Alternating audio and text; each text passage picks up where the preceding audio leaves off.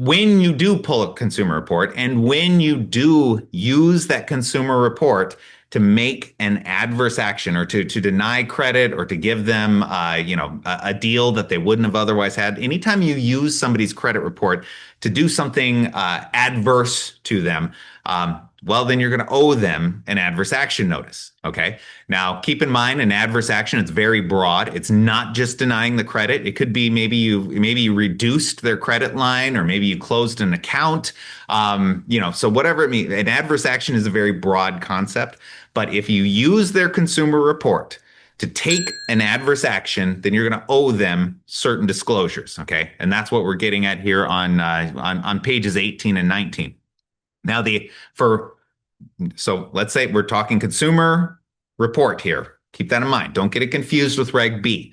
But the notice requirements are, first, you're going to let them know the credit reporting agency that you looked at, and the name and address and telephone number.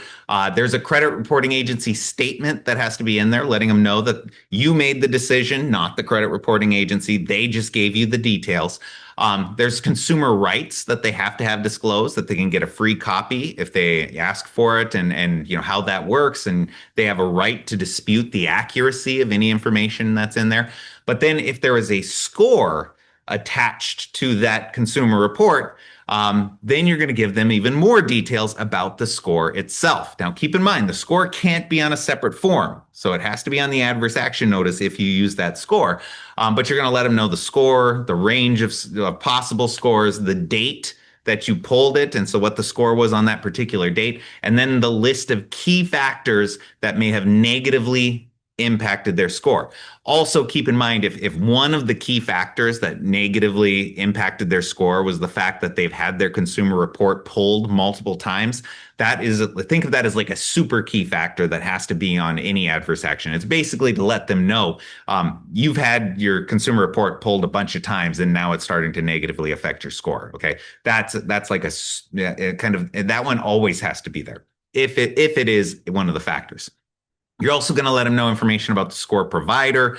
And if there is a third party that you received information from, so like maybe an employer, a landlord, or maybe another financial institution, they weren't a consumer reporting agency, but you relied on other information. Well, there's another notice that goes out. That's what it's getting at on page 21.